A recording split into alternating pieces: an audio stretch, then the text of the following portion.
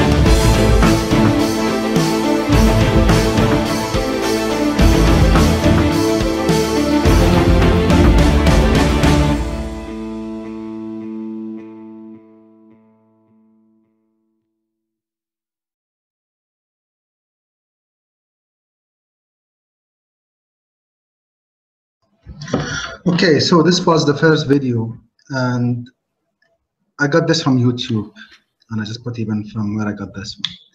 Because as a PE teachers, we need to get the best out of our kids, and we need to make sure that they got the 21st century education tools. And I did cut and paste the things from that video about what are the skills and the tools we need. So problem solving, communication, cooperation, and we're especially in PE. I'm thinking we do that in all fields of PE, but especially in Adventure Challenge. This is an example I just take. I've been teaching IB for the last 8 years, and and before that, for 7 years, I've been teaching different curriculums: SABIS, American and British curriculum, governmental curriculums, and I found, and to be honest, teaching IB shifted my mind and changed me as an educator as well. This is an example that we do. I got this from BYP with Andy. And you see in this live example is that how do we really help the kids to find out what's the links between solving problems in the class and solving problems in the real life. I have the link down there on if you want to go to that later. I'm gonna get back to this one more time. Now, this is the main part of the presentation, Mystery Skype. So, what is Mystery Skype? I think 2 years ago, I'm following Mr. Kim. He's from New Zealand, so we're gonna find him in mrkimnz.com. He's amazing not PE geek. He's an IT educator, and he was at this blog about the Mystery Skype, and I was curious about it. And I'm gonna play the next video to give you more idea about what is Mystery Skype. I'm a teacher to change lives. I'm a teacher to ignite passions and inspire kids. You really get addicted to seeing kids learn and grow, and it's just an awesome experience. Technology is not the start of learning. It's the most powerful tool we have right now to learn. Hi, welcome to Mystery Skype. One of the key tools we're using right now is Skype to connect with other classrooms. It's so powerful to connect them beyond these four walls. Are you in the United States? Mystery Skype's a chance for the kids to connect with other students around the world. Are you east of Mississippi? Runners of No. Unity. Are you somewhere in Mexico? Yes. Because of Mr. Begley, learning seems to be really fun. It's a team effort to really win Mystery Skype. To see their critical thinking process is far better than any test I can give them. How better to do that than to actually connect with other kids all over the world? Do you have dry weather? Yes, we do have Technology empowers our class to be enabled to learn beyond our four walls. Are you in Mexico City? Yes, we are.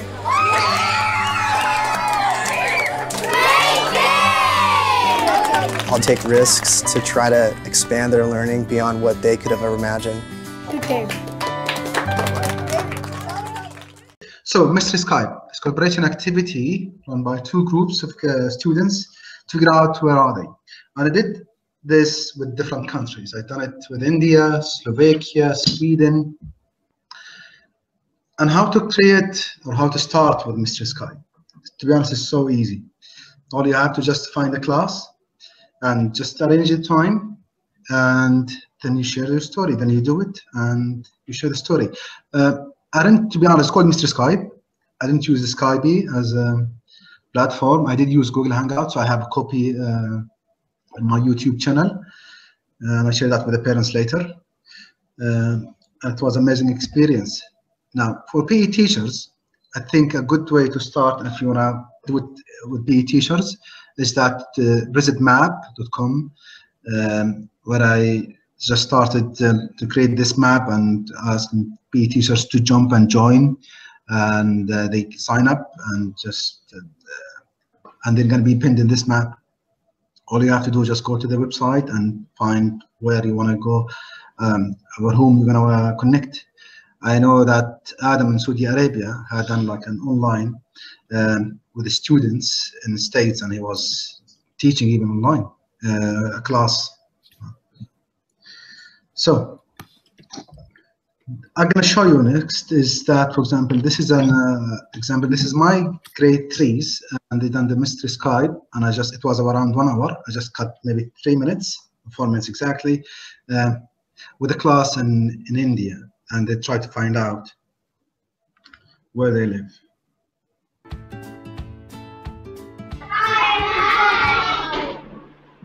Hello, this is grade 3 SB, and we are from planet Earth. Hello, I am Navya from grade 3. Stone, paper, scissors. Do you belong to Europe? Is your language Hindi? Is your language Hindi? That is what she is asking. Yes. Is your climate hot? Can you repeat? Is your climate hot? Is your climate hot? Yes.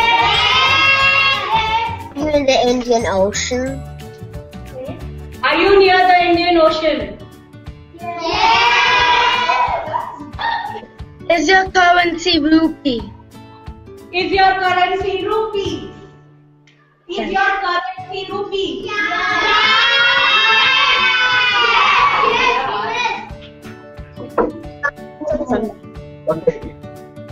Do you come from India?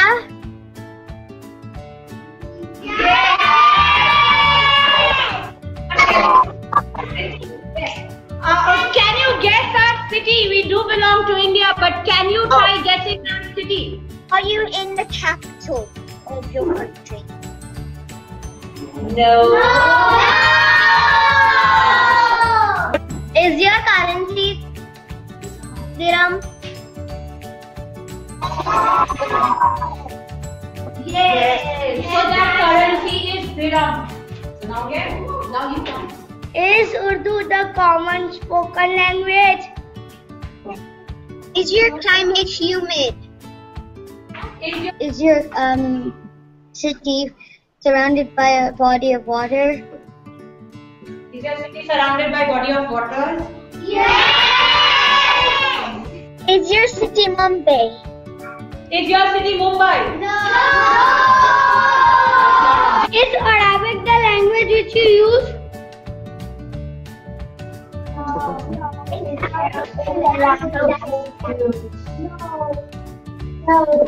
Surrounded by water bodies. I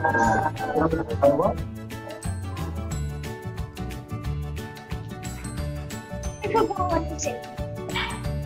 Is it Dubai?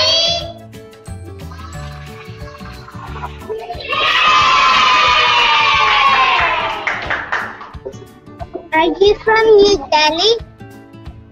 No. Is your city Kolkata? Kolkata. Is your Calcutta? Is your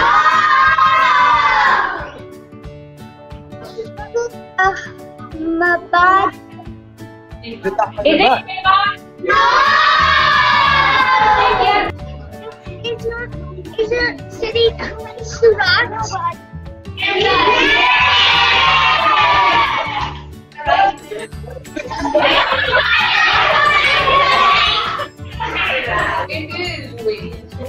Dubai is in UAE. Yes.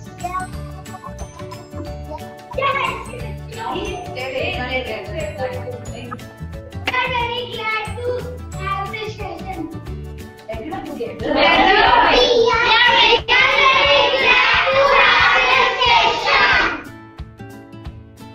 We have enjoyed playing this game with you. I hope you have a nice day.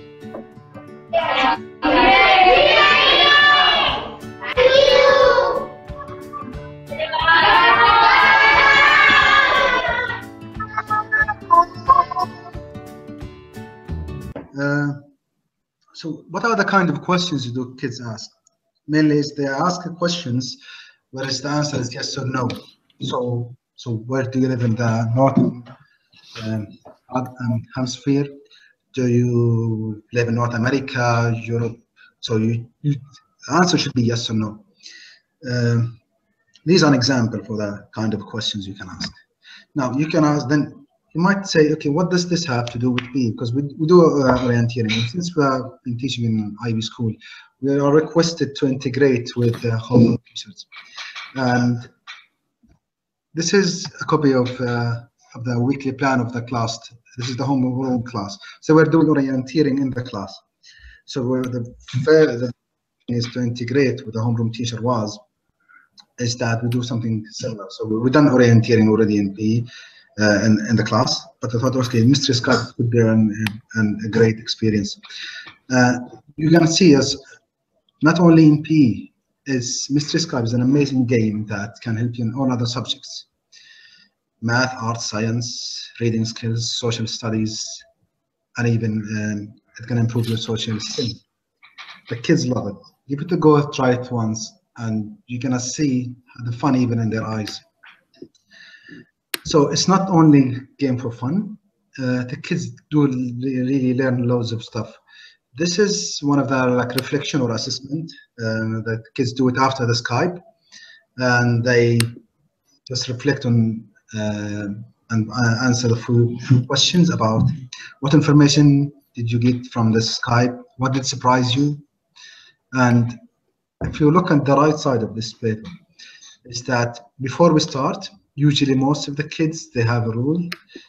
So someone is coordinator, someone is checking the calendar. It depends on the class, to be honest. I've done this with the primary kids, and to be honest, I've done most of the things. I didn't get them involved. I just want them to have the fun and enjoy it. Next thing is, okay. So sometimes we think language is a barrier. I understand that. So what is the future is hiding for us?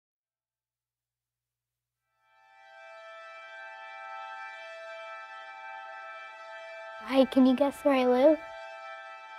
¿Te encuentras en América del Norte? Yes. Do you live in Central Mexico? Sí. ¿Te encuentras en Estados Unidos de América? Yes. Do you live in a capital city? Sí. ¿Estás cerca de Seattle? You're very close to Seattle. Are you in Mexico City? Sí. ¿Estás en Tacoma? Yes. Very good guess. Gracias. Thank you. Do you like living in Mexico City? ¿Te gusta vivir en la Ciudad de México? Aquí está muy lindo. Here is very nice. What do you do for fun? ¿Qué haces para divertirte? Voy a las playas de México. I'm going to the beaches of Mexico. I like to swim. Me gusta nadar. A mí también. Me too. Where in the world do you wish to travel? ¿A dónde en el mundo te gustaría viajar? A Rusia. To Russia. ¿Y tú? And you? Everywhere. Sería increíble algún día verte en México. It would be amazing to see you someday in Mexico. I would really like to visit you sometime. Me gustaría mucho visitarte algún día. A mí también. Me too.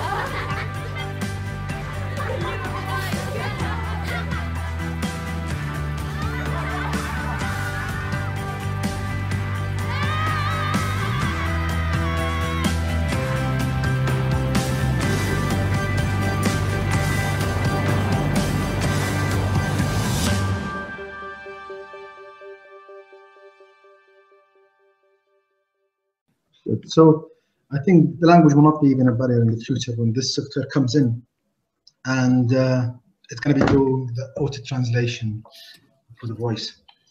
So we need to work, I think, more with the class teachers and with the kids, and not only with what they learn in the class, also on what they learn in the life.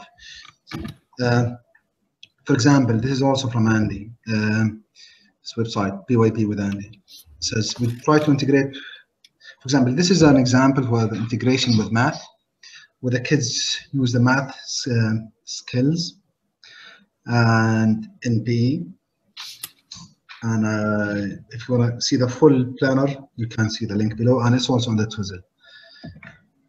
Another example is that the next one, also my class I taught, and this was, I think, 2 years ago, and we're doing adventure challenge, and we try to integrate with the class and the topic in the class was recycling, and me and the kids came up with an idea. Okay, since we do recycling, let's create our own games using recycled materials.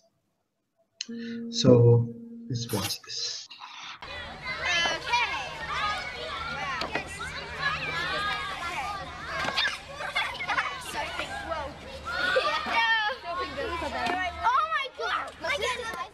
Well, Noah's game was a tie. Let me try. Can I try? Wait. I want you.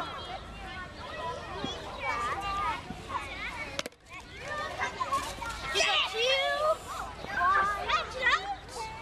2 points. Alfred. Look. Alfred. All of you try to catch. Oh, sorry. When Alfred comes. Okay, that's right. Okay. So you need to try and roll the ball softly.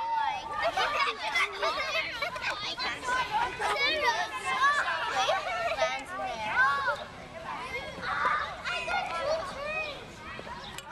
Yes! But I got 2 turns. I knocked them all down. Thank you.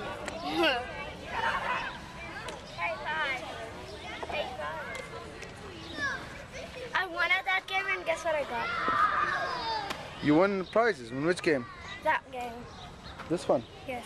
Okay, interesting. Come on, Joey, go! Joey, we have to stay there. You need to stay there. Woo! Oh, yes! Now show it. Gosh again. Gosh again. Go slam. Okay, Noah, show me what's this game. It's that you have to flip the cup. You have to get the ball into the cup. Interesting. Try it, kids.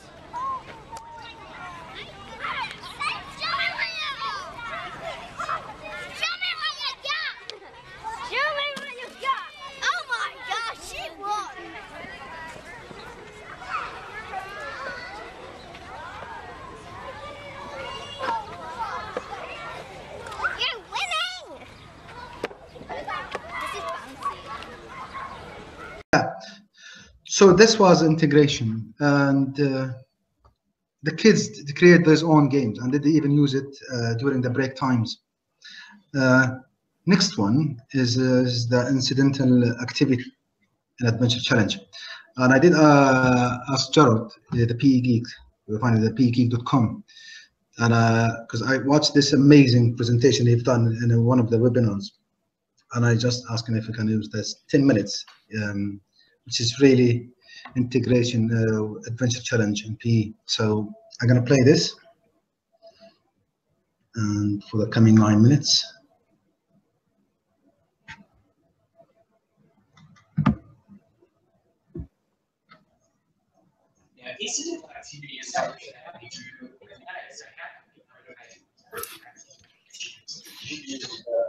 or choose to, be active transportation methods rather than hopping in a bike, in a car or something like that. So there are many ways to integrate technology into incidental moments. So the first thing is a Fitbit. Now, if you've never heard of a Fitbit, they're a wireless activity tracker that sits on your wrist and basically looks like one of those Livestrong bands or any of those sort of charity bands that people sell.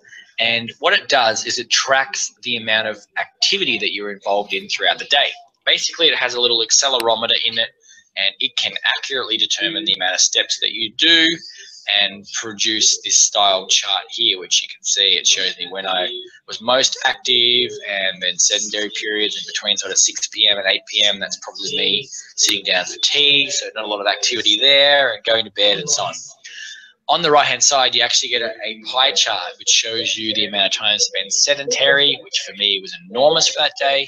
That day that I'm showing you is a day I traveled, so that was sitting on a plane.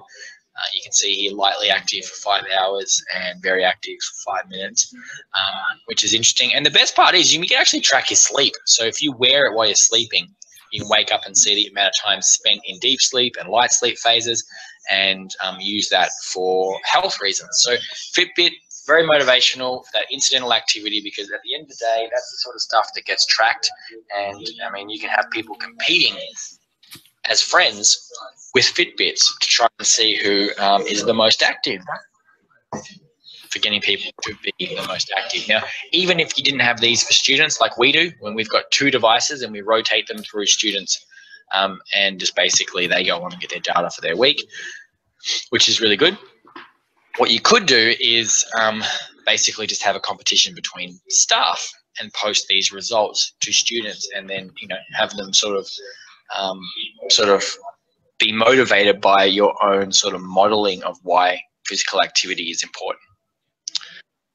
Now, if you've ever done a scavenger hunt before, then you'll love Clickaloo. And Clickaloo basically lets you make photo-based scavenger hunts using, say, an iPhone. And by the basic simple premise is that you go ahead when you're creating them and you take a picture of the particular thing that you want people to find in your scavenger hunt. And what they have to do to trigger that particular thing is find that exact activity or the exact item that you took a picture of and take the same picture, and then the app photo matches it to determine whether or not it is exactly the same spot. So people can't cheat in this style of scavenger hunt. Now, it is incidental activity because, I mean, you can have them doing whatever you like between the scavenger hunt points, and maybe they're doing training for cross country. I say that a lot, but maybe they're doing training for all sorts of other activities that you are getting them to do. Maybe they're cycling and they're riding between locations and learning about the road rules while they do that. And it's a bit of a race type experience. So lots of opportunities to use that as a bridge for the motivation. Now, the final app from that series of Zombies Walk and Superhero Workout is the app called The Walk. And basically it turns your everyday walk into a world-saving adventure. Think about, you got your headphones in, you start off on a walk, and basically it tracks you and what you complete and do and so on, and all the while you're trying to save the world from a bomb.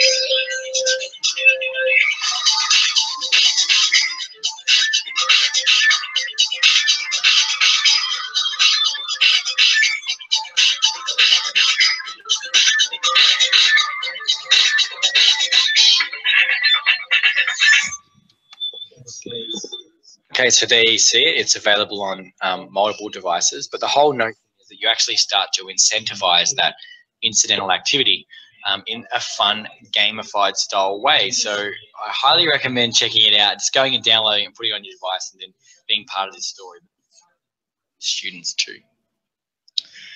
Now, on that vein, the whole notion of QR code style treasure hunts are absolutely something that are motivational. And I've seen it with my own students. Now, if you're not familiar, on the right-hand side there is a QR code. And that particular QR code can be scanned by mobile devices, particularly any device of today's day and age that has a camera. When scanned, they reveal items. So what you can do is you can head to QR Stuff and create these with maybe text clues inside them, riddles and so on, and place them around your school, and then have students find and scan them as sort of like a treasure hunt or a scavenger hunt style idea. You can take that a bit further with the website classtools.net, and you can submit a series of questions and their answers, and then produce a QR code for each question. And then you put the QR codes around your school, and then the students have fun running around trying to find those. Really easy for anyone to create these in a school environment. It's so much fun. Now, the next level version of scavenger hunting is geocaching. Now, geocaching is, again, something that is sort of almost about incidental activity. You don't necessarily know that you're being physically active. And I only really discovered that this world existed a couple of years ago, and I was blown away. And if you've never heard of geocaching, you're probably likely to be blown away as well. There are literally millions of geocaches around the planet, and I guarantee they're around you right now, and you may not even know that they exist. So check this out. Geocaching is an any-day, anytime adventure that can take you to amazing and beautiful places, or even just to a place in your town that you've never been before. There are 2 million geocaches worldwide. There are probably even some near you right now. Yes, you. To start finding them, just get out your phone or GPS. Go ahead, I'll wait. Then create a geocaching account and you're ready to go. The way it works is simple. Just choose the geocache that you want to find, then navigate to its location. What you're looking for varies. Geocaches come in different sizes, shapes, and difficulties. Geocaching isn't always easy, so it's okay to get excited when you discover the cache. After finding it, sign the logbook, trade knickknacks if you want, and log your find online. When you're done, just put the geocache back where you found it, and you're on to the next one. Hey, it's the other way. There's an adventure happening all the time, all around you. Become a part of it at geocaching.com.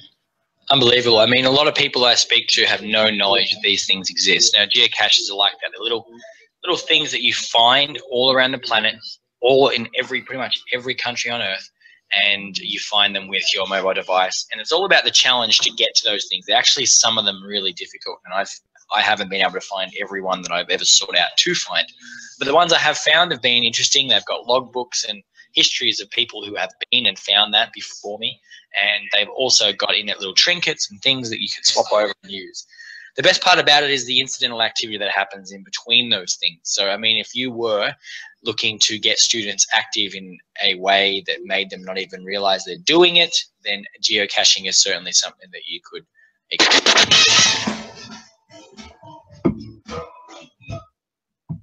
Good. So that was this part of the Adventure Challenge. I do really recommend the geocaching, for example. It's amazing. Like I live here in the middle of the desert, and I was surprised that I'll find even some items in my area. So look at it. It's really amazing. You can do that in activity with the kids, for example. They can do, depends on the class, to be honest, and the grade, is that to check in their area. Look at it. It's really nice. And I want to thank Jared Be Geek for sharing this part of the presentation. Okay, next. One of the challenges you can do in the class, and also this is from another webinar from Jared, is Kahoot. You can do in the class.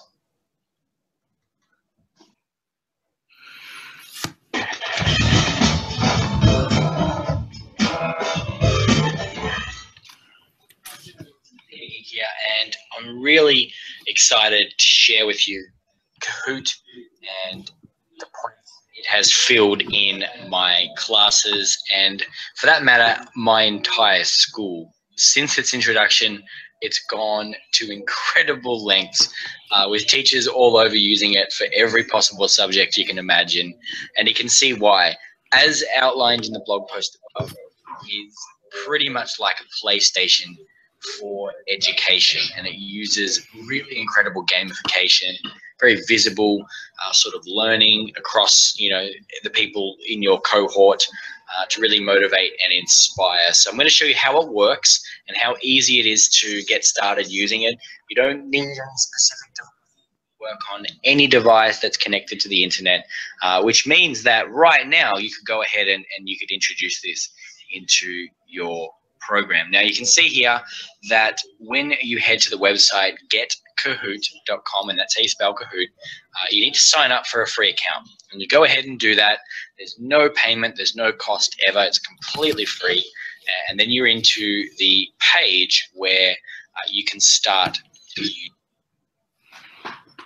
Okay, so that was Kahoot. An amazing tool. Let's get back now. And this is one of the really good resources that you look into. If you're looking for, if you're looking for building an adventure education games. Last year, I think about this time, and you can see here, August 2014, Jo Bailey, what you're gonna find out at Love Visit. She did start really a nice, I'll say, project. Is that she started like a Google Doc where people can upload their adventure challenge games and visit team building games. Click on the link, and it will take you. Well, I did leave this on the puzzle, so if we look at that, it's going to take you to a Google Doc where you find, I think up to now, I'm not sure about exact number, 50 games, more or less. It's a slideshow where people can, let's go up. This is the first slide. So how this works, you create your own slide in the bottom of the slideshow, the Google Doc. You include any equipments required, the time, add a picture if you can, and don't forget to include your name. So for example, this is game number 1, water challenge. You see the equipments, the description, and who submitted this game, Jo Bailey. So 3, 4, 5, there is loads. I think up to here we have, I think the last one, let me go down, there's more than 50. So this is 51, 52, and let's see here who submitted it. If you need more details about it's not clear, you can approach those guys. Really great resources for the adventure challenge games. Guys, you have to look at this. Yeah, Sam, there's a lot. For this QR code, I just have it here, or here's the link, and I find that in Tuzen. Or you can even approach Jo Bailey. Thank also for this great resource. Another resource I just found, thenewp.com, and I did approach this visit Professor Matthew, and he was nice that he had really loads, hundreds, I would say, not even tens, hundreds of really amazing activity games in this link here. And these are the links that take you directly to those specific games. There is loads of nice resources in this website. Thank you, Mr. Matthew. Next thing, okay, this is one of the things I've done. I don't do it with my students, to be honest. I've done it with my own kids. 50 dangerous things you should let your children do, you know. And so again, about we need to be more like teaching the kids real life skills. I did buy this book from Amazon. I think it cost me $10 or something. I think I bought it used. Look at the website, and I'm just gonna play for this video. It explains, for example, one of those 50 dangerous things.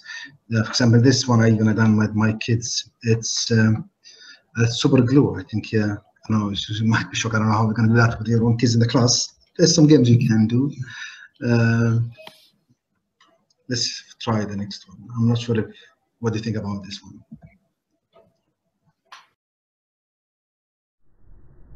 Hi, my name is Gaver. Hi, Gaver Telly. Author of 50 Dangerous Things You Should Let Your Children Do. Have you ever read the book 50 Dangerous Things? Have you read 50 Dangerous? Nope. No. Today we're doing topic number 1. How to lick a 9-volt battery. Have you ever licked a 9-volt battery before? Have you ever licked a 9-volt battery before? No. No? No. No. No. Have you ever licked a 9-volt battery before? Are you ready? Yes. Are you scared? Kinda. Do you want to try a fresh battery or an old battery? Are you scared? Kinda. You got it.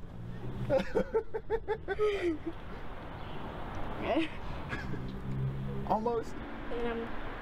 That's weird. That's really weird. That's weird. And what does it taste like when you're done? That's really weird. Okay, thanks. Since also we're talking about solving problems in Adventure Challenge, this is one of the really good things I do have used in my classes. It's really helps in class management. I think you can print this one, and there's lots of resources on the website I'm going to share with you in 1 minute. You have this in the class, maybe in the wall, where the kids, they don't have to approach you for any small problem. We learn the kids how to solve their own problems before even approach a teacher or an adult. So the concept of this one is that the kids choose 2 of those options before they try to solve the problems within themselves before they approach a teacher. Yeah. So this is a small video explains what is it exactly. Understanding Kelso's choices. Hi, I'm Kelso, and I have been teaching youngsters how to resolve conflict in a peaceful way for over 20 years. My philosophy is each child is smart enough and strong enough to resolve conflict on their own. The Kelso's Choice Conflict Management Curriculum is based on the premise that each child is capable of becoming a peacemaker. Elementary-age students are taught 9 choices to resolve minor conflicts on their own. These 9 choices are shown on Kelso's wheel. Students will learn how to determine the difference between small problems they can handle on their own and big problems that require an adult's help. If a student tries 2 choices from Kelso's wheel to resolve a small problem and neither work, they are taught to tell an adult they trust. So the next one, I think we're moving to things that are more into technology, and you might think even it's less active. But this is how the world's working towards, and we need to catch up, to be honest. One of the amazing things is that I've seen it just recently in YouTube is the YouTube 360. So I suggest you guys go to YouTube 360, and it does support most of the devices and most even the platforms in PCs like Chrome, Opera, and Firefox. Where you can be in the middle of the event, and you just turn around with your phone or even with a mouse your screen, and it takes you on that specific video 360 degree. I did put down here, this is a link for sports-wise, some videos on for sports. Have a look at those using your own device especially. It's going to be an amazing experience. And from here, let me show you this.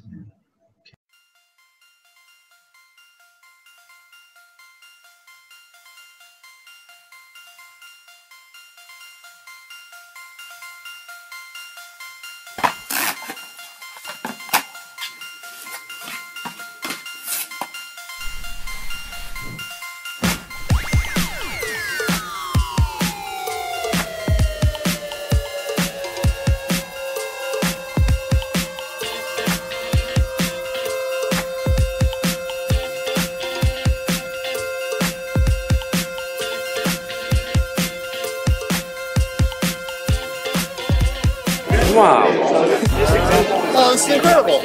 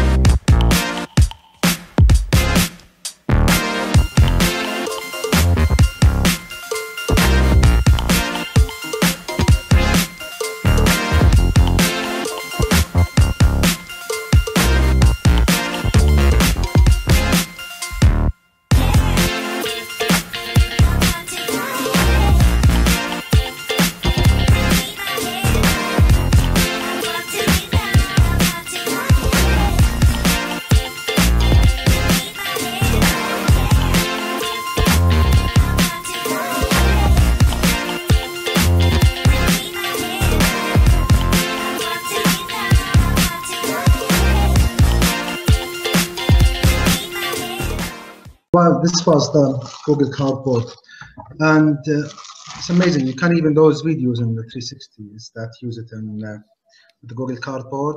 It does support mainly more Android device more than the Apple devices. But even you can watch it on Apple devices like the iPhone as well as iPads. In the link below, you can get more details about the cardboard, how you get it if you didn't try it before. It's an amazing experience. I've been through this website. It's a blog for teachers, and there's 10 ways they were discussing about how can you change your class with Google Cardboard, and was doing like brainstorming about how as be teachers going to be using this device. Do we really need it? Does it really help? I think it's going to be an amazing experience if we can do that when at the Adventure Challenge. There's amazing video also on that blog. Down here you see the link. Have a look at it. It was a Google Hangout similar to this one. Okay, the next one. I think we're about to finish. Let's check what is that. Okay. We're about to finish. These, the last one is just also fun technology games that you can create even at your home with the kids. Hologram, yeah. Okay, so let's play the next one.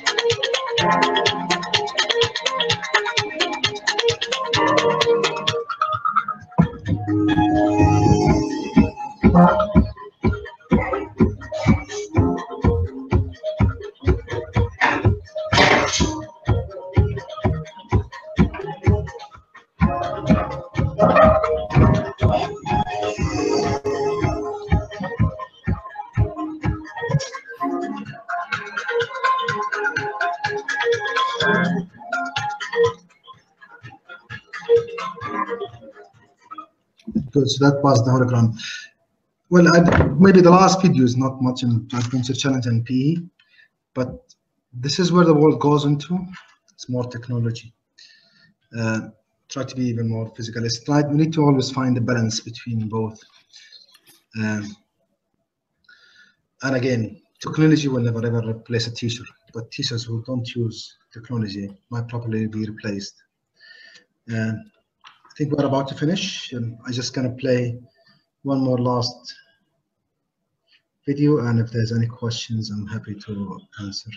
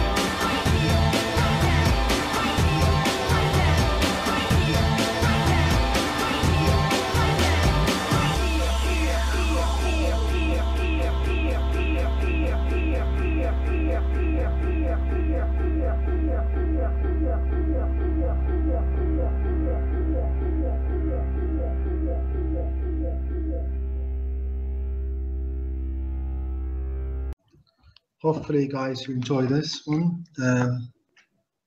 This is the flash to make sure you don't forget. This is the anti-flash for the X-Men, guys. So hopefully you get something from this presentation.